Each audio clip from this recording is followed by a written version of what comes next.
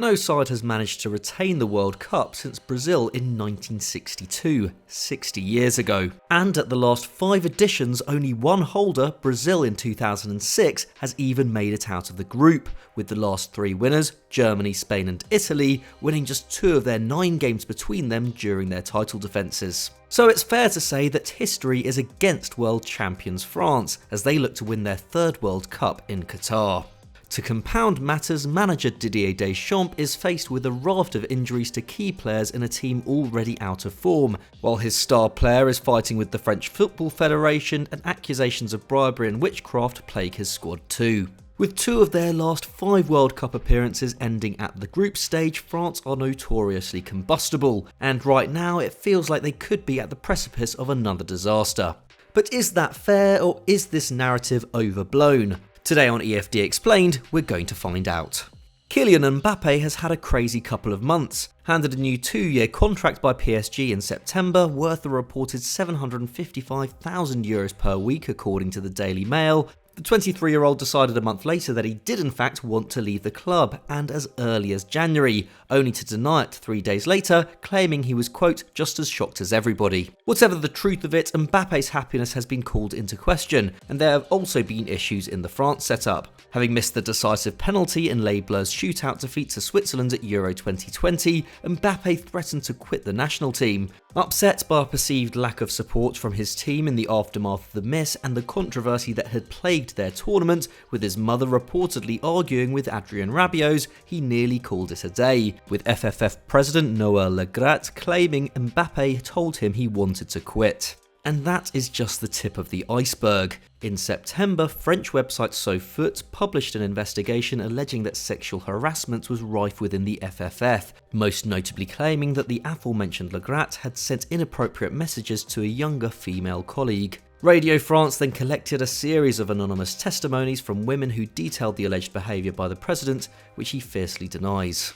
And in August, Mathias Pogba, brother of Paul, took to social media posting a video about his World Cup winning brother, claiming that he had hired a witch doctor to put a curse on Kylian Mbappe. Paul Pogba then revealed an £11 million extortion attempt by a group including said brother, who was subsequently taken into custody and questioned by the police. So it's fair to say that for France, the build-up to this tournament has been pretty bizarre, but it doesn't end there, as Deschamps also has a number of on-pitch conundrums to solve.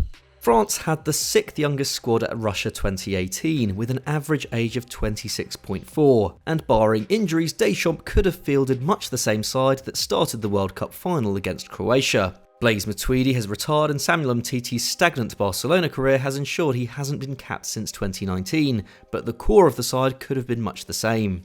But luck hasn't been on Deschamps' side. Lucas Hernandez, who played at left back in 2018 but who has been Bayern's most consistent centre-back over the last 12 months, has been sidelined with an abductor tear since early September and faces a race to be fit. Raphael Varane, capped 87 times by France, which ranks him 6th amongst active players, is set to miss at least the first game against Australia with a hamstring injury. And in midfield, N'Golo Kante and Paul Pogba, Deschamps' go-to midfield duo since Euro 2016, are both out. Even Ballon d'Or winner Karim Benzema, who returned to the national setup ahead of Euro 2020, has missed 7 games this season, including 3 in October with muscle fatigue. What's more, Mike Maignan, the 27-year-old goalkeeper who finally looked to have displaced Hugo Lloris after 2 consecutive title-winning campaigns with Lille and Milan, is out with a calf injury. Having prevented 12.3 expected goals since the start of 2021, he's a massive loss, especially when considering Lloris has actually cost his side 0.2 goals in the same period according to the metric.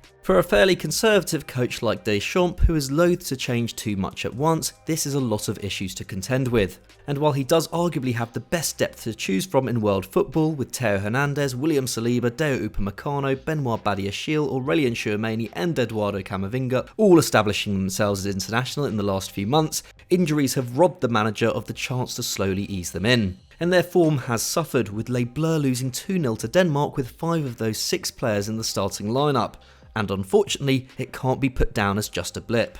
That's because recently their results have been nothing short of terrible. France went into the last World Cup having lost just 1 of their 12 games in the build-up to the tournament, but fast forward to 2022 and they've only won 3 of their 8 games this calendar year and only 1 of their last 6. In that time, they've lost home and away to Denmark, a team that will join them in Group D, taken 1 point from 2 games against Croatia and drawn against Austria. This form saw them avoid relegation to League B of the UEFA Nations League by just a single point. The raft of injuries and poor results saw Deschamps turn to a 3-man defence during the most recent international break, but that poses its own problems. Of their fullbacks in their final pre-World Cup squad, Ferland Mendy, Theo Hernandez, Benjamin Pavard and Jonathan Klaus, only Klaus had consistently played as a wing-back in the last 12 months, and he struggled to replicate his Ligue 1 form for France and failed to make the final 26-man squad, along with Ferland Mendy. This suggests that Deschamps is planning to abandon the 5 at the back experiment after only a handful of games.